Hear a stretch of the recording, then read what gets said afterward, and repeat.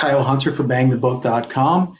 Going to do a video here breaking down the Wednesday, January 16th slate of college basketball games and NBA games as far as where's the sharp money, where's the reverse line moves, the steam moves, where's the sharp public splits. I know that a lot of people like this kind of information. I will say that I don't think that you should make a play based solely on this information, but I think it is a really good thing to have in your toolbox as a kind of an extra bit of research. If you like something already and then you see that kind of split, maybe it pushes you over the top.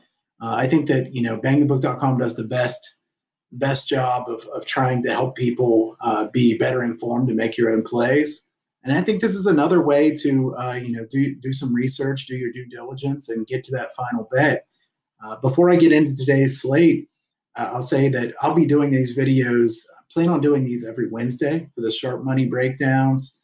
And then on Friday, I will do a video kind of previewing the weekend card in college basketball. I think everybody knows that Saturdays are just a huge slate in college basketball. I'll be looking to kind of give you a preview for the weekend, what's coming up. And so you can look for these on Wednesdays and Fridays there at bangthebook.com. You can search on YouTube, Bang the Book. This will be something that we'll have going forward. And also, not just my videos. Adam Burke from bangthebook.com has been doing some great videos there at YouTube to where you can find what's going on in the world of sports. He's giving picks on certain days, breaking down the marketplace on other days. Some very valuable information that can help you win as a bettor. So I would encourage you to check that out as well. One other thing, wanted to give a quick plug for my college basketball daily article that you can find at bangthebook.com every single day. This is something I started doing here at the beginning of the year, a couple weeks ago here in January. And thus far, it's gone really well. 21, 9, and 1 is my record here on the free picks. Most of those are first half plays, some sides, some full game totals.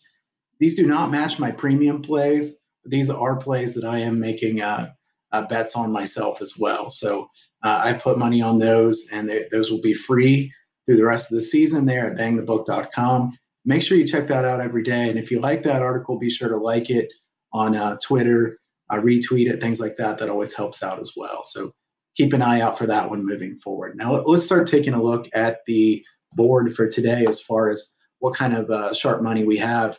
First one I wanted to point out is Iowa and Penn State here tonight.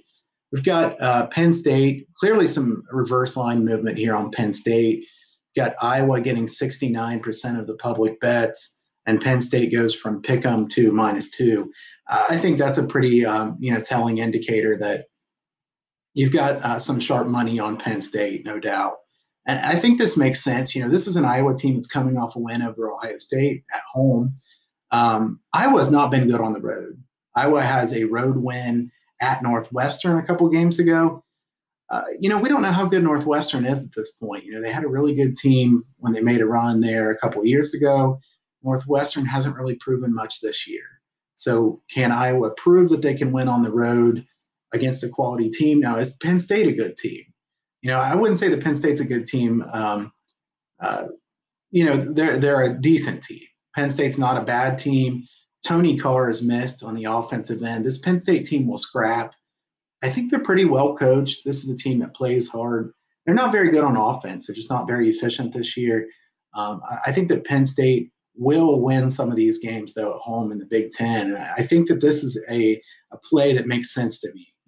I didn't play Penn State personally, but I certainly would lean that way based on the reverse line move and based on the matchup being that Iowa really has not been good on the road in Big Ten play at all in the past few seasons. As we look down the board here, another one that stands out, UMass. UMass getting some sharp action here against George Mason.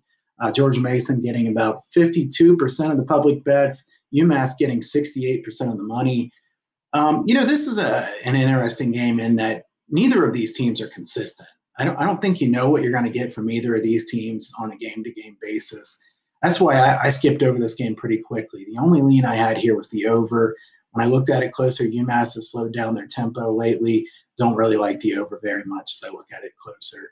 I would say that These two teams played 2 overtime games last year. So I think these two teams are pretty evenly matched. Sharp money likes UMass here. I don't have a strong lean on this one. So I'll just tell you that the sharp money does like UMass. We'll see what happens in this one. As we look down the board here for some other games, we've got Iowa State. Iowa State at Texas Tech. This one surprises me quite a bit. Iowa State only getting 38% of the bets, but getting 59% of the money. I'm surprised there's such a strong fade here of Texas Tech. I think that if you really want my opinion on this game and what I like the most, you can check it out at bangthebook.com, the daily college basketball free picks article. There is a first half play in this game on the total. So be sure to check that one out if you haven't already. To be honest with you, I don't love going against Texas Tech any of the time. I think Chris Beard is a tremendous coach. I think that he's still undervalued as a coach. He has done a tremendous job everywhere he's gone. To me, this is a guy that I don't like to put money against him. So do I really like Iowa State here? No, I really don't, to be honest. I will say that the thing that makes sense to me is that Texas Tech's offense is not efficient. It's all about their defense. Iowa State is better on offense. And if you're getting this many points, maybe the thought process is, you take that many points with an Iowa State team that's better on offense. Texas Tech usually plays quite a few close, low-scoring games because of their defense being so strong and their offense not being that much of a strength. So as we look down the board here, Illinois and Minnesota. Minnesota at Illinois in this game. Minnesota getting 77% of the bets. Illinois getting 51% of the money. Really fascinating game. The other thing in this game is the over has gotten some very sharp action. 58% of the bets on the over, 95% of the money on the over. We've seen some steam moves here at some of the sharp books. Pinnacle, Chris, some of the sharpest books. I think that this is a game where my lean would have been the over. However, this one's moved up 4 points already, and you have to keep in mind that when you're looking at things like sharp money, steam moves, a lot of times the line will have already moved. So if it moves significantly, you're kind of kicking yourself and you're saying, man, I'm getting 4 or 5 points worse than the other. And everybody should know a lot of these games do finish close to the posted total. I mean, the odds makers do a good job at setting these lines. So I think Minnesota and Illinois is one where I agree with the move on the over. At 150, 150 and a half, it's kind of hard to take the over still at this point. As far as the side, if I had to take a side here, I'd take Illinois. Having said that, Illinois is not good. And it's a hard team to back, only getting 1 point or 1.5 points. To me, Minnesota is a team that's been very inconsistent. They've shown the ability to beat a good team once in a while, but then they have a letdown, bad spots. You don't know what you're going to get from Minnesota. Illinois, I know what they're going to do. They're going to use that trapping style of Underwoods. They're going to try to force turnovers, but it hasn't worked very well this year, partially because they're so inefficient on offense. They need to be better on offense than they are this year. A difficult game, certainly a fascinating handicap, though.